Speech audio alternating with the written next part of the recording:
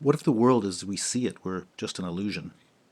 That's a thing we think about sometimes when we associate it with movies like The Matrix, or we imagine that our brain is just stuck in a vat somewhere with a big computer attached to it, and that our experience is all a big construction. Those images they're entertaining, but they're kind of fantastic. But in fact, there is a real issue here. And the reality is both simpler and somewhat scarier than those fantasies portray. And that's the story of Plato's cave.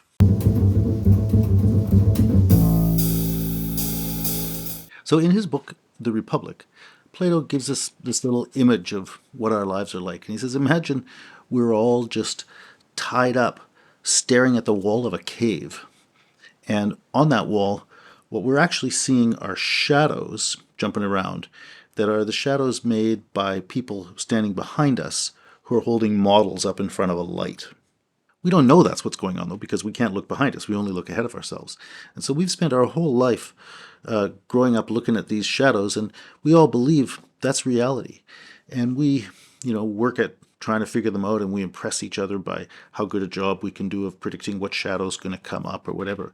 But obviously, in a way, we're dealing with nonsense because those things aren't real. They're just the shadows of these people moving these puppets around. And we really don't understand what's going on at all. In fact, we're living in a big kind of illusion. But what's the point of that image? Is Plato saying that he thinks there's someone standing behind your head with a puppet? No, he's not saying that. But what he is saying is that the way our perspectives work is that we do have models implanted in us, by our upbringing, by our social life. And those models sort of provide for us the terms in which we see things. And we imagine ourselves just to be perceiving reality as it is, when in fact, what we're doing is interpreting reality in terms of our prejudices. So we're sort of projecting the meaning onto things, even though we think we're just perceiving it from outside. What kind of ideas might we be talking about? Well, a lot of us in contemporary world grew up with some version of what they sometimes call the American dream, right? The idea that the world is a kind of land of opportunity, and it's up for you to go out and build your own life and make something for yourself. And the closely related idea that we should think of ourselves as self-responsible individuals, or really, that's what we should be, right? We should be people who take responsibility for ourselves, and we determine whether our lives run well or badly. And somebody who's responsible will, control their emotions and will intelligently work hard at getting the right thing done. And people who are having a hard time, it's really because they're kind of lazy or they're not actually taking responsibility for themselves. That's an idea many of us have heard, but we see it all over the place in movies, like the 3:10 to Yuma, where there's a, sort of beaten down Western farmer who rises to the challenge of showing that he's a real man by fighting some guys. You see it in, a history of violence where the guy has to, become a tough guy and fight off all these people and show that he can really stand up to anything. And, a real man is someone who can actually do that, the Mad Max movies are kind of like that too.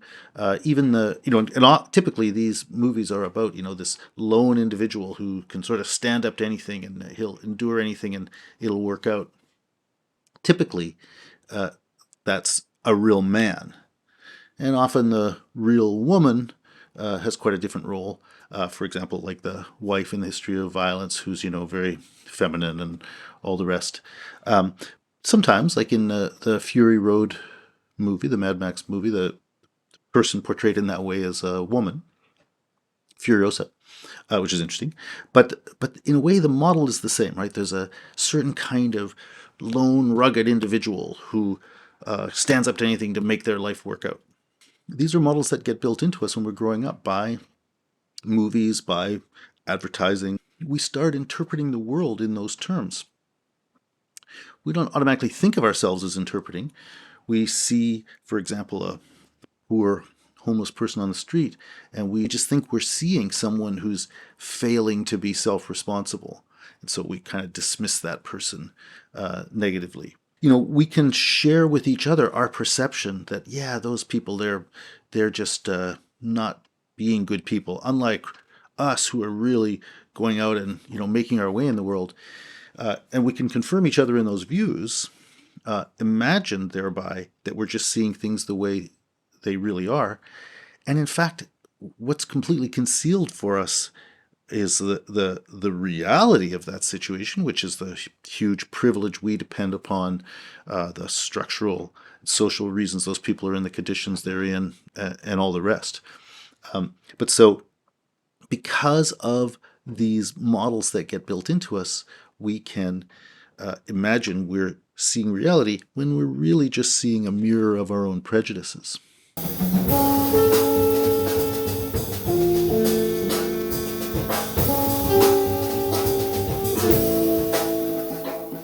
Imagine someone were to come and drag you out, even though you didn't want to go, and brought you back so that you saw that people were holding up those models in front of fire.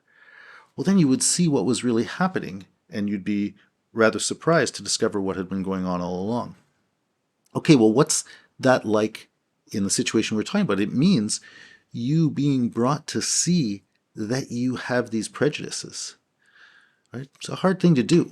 And what it really means is turning away from looking at those things with the eyes you've always looked at them through, and instead turning and looking at yourself to see what presumptions you're bringing to things, right? So there's a kind of turning around, a kind of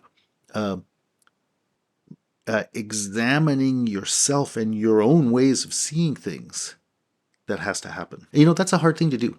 It's a hard thing to acknowledge the presumptions one is bringing. And typically, that is a matter of discomfort and challenge. But now let's assume you do that. Well, then you will have learned a really big thing. You will have learned that your values, your perspective, is in a way what's causing you to see things the way they appear, right? You'll see that there's really a kind of interpretation going on, and that you are what explains why things look that way. That's a pretty big shift. You used to think that the facts about reality were just flooding in on you from outside. And now you see, oh no, what I'm seeing is a reflection of me. And so you now are also going to recognize that it's actually up to you to learn how to construe things rightly. And you're going to see, therefore, that what you're doing in learning things is becoming someone who's going to take a stand on the real way to understand what's happening, even though that's actually at odds with the way many people normally do understand things.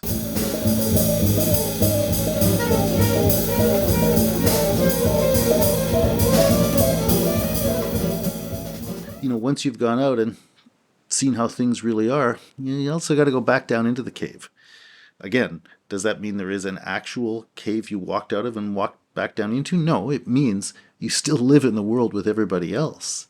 But now you have to live in that world as someone who's become more responsible about understanding how things work. And that means you're now going to be someone in the world who's telling other people, no, you're wrong in the way you see things. You need to understand things this way. Now, imagine yourself as someone who's still down there in the cave, and you see that person who went out and came back. How are you going to respond to that?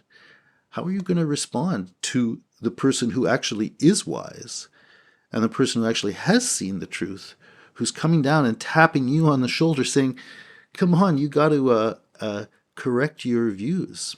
Will you listen?